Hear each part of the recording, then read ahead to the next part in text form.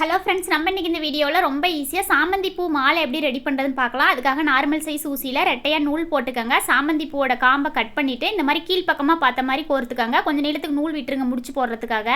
அடுத்து பாருங்கள், ரவுண்டாக ஒரு ரவுண்டுக்கு 4 பூ வர மாதிரி கோர்த்துக்கலாம். காம்பை நல்லா கிட்ட கிட்ட வச்சு கோர்த்திங்கன்னா 4 பூ வர மாதிரி நல்லா நெருக்கமாக இருக்கும். இந்த மாதிரி பாருங்கள், ஒன்று பக்கத்தில் ஒன்று வர மாதிரி 4 பூ கோர்த்துக்கலாம்.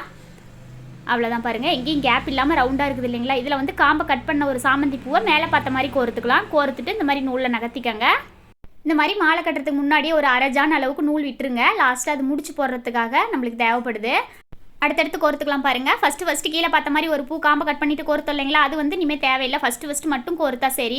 அடுத்தது பாருங்கள், இந்த மாதிரி ரவுண்டாகவே கோர்த்துக்கலாம். 4 பூ வர மாதிரி கோர்த்துட்டு காம்பை கட் பண்ண பூ வந்து இந்த மாதிரி மேலே பார்த்த மாதிரி கோர்த்துக்கலாம். அடுத்தடுத்து இதே மெத்தட்லேயே கோர்த்துக்கலாம். நம்மளுக்கு எவ்வளோ நீளம் மாலை வேணுமோ அவ்வளோ நீளத்துக்கு தகுந்த மாதிரி கோர்த்துக்கலாம். சென்டரில் இந்த மாதிரி பார்டர் கொடுத்துக்கலாம். நான் இன்றைக்கி ரெட் ரோஸை சாமந்தி பூவோட ரவுண்டு சைஸுக்கு இந்த மாதிரி 5 பூ 6 பூ வர மாதிரி கோர்த்துக்கலாம். ஏன்னா சாமந்தி பூ கொஞ்சம் பெரிய பூவாக இருக்குது, ரோஸ் வந்து குட்டி குட்டியாக இருக்கிறதுனால 5 பூ 6 பூ கூட வரும்.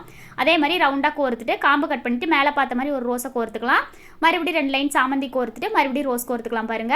மறுபடியும் கொஞ்சம் நீளத்துக்கு சாமந்தி பூ கோர்த்துக்கலாம். ஒரு 4 லைன் 5 லைன் வர மாதிரி கோர்த்துக்காங்க. கோர்த்துட்டு அதே மாதிரி அதே அளவுகளோட மாலையோட இன்னொரு சைடும் ரெடி பண்ணிக்காங்க. அடுத்தது குஞ்சத்துக்காக அதே ஊசியில் கொஞ்சம் கம்மியான அளவு நூல் போட்டுட்டு நம்மளுக்கு பார்டர் பிடிச்ச மாதிரி துளசி ரோஸு சாமந்தி எல்லாம் மாற்றி மாற்றி கோர்த்துக்கலாம். அடுத்து மாலை இந்த மாதிரி ஆப்போசிட்டாக வச்சு ஒரு 3 முடிச்சு 4 முடிச்சு போட்டுக்காங்க. அந்த நூலை கட் பண்ண வேண்டாம், அதே நூலே இந்த மாதிரி குஞ்சத்தையும் ஜாயின் பண்ணிக்கலாம். இந்த மாதிரி 3 முடிச்சு 4 முடிச்சு போட்டு எக்ஸ்ட்ரா இருக்கிற நூலை கட் பண்ணிடுங்க. ரொம்ப ஈஸியாக மாலை ரெடி ஆயிடுச்சு.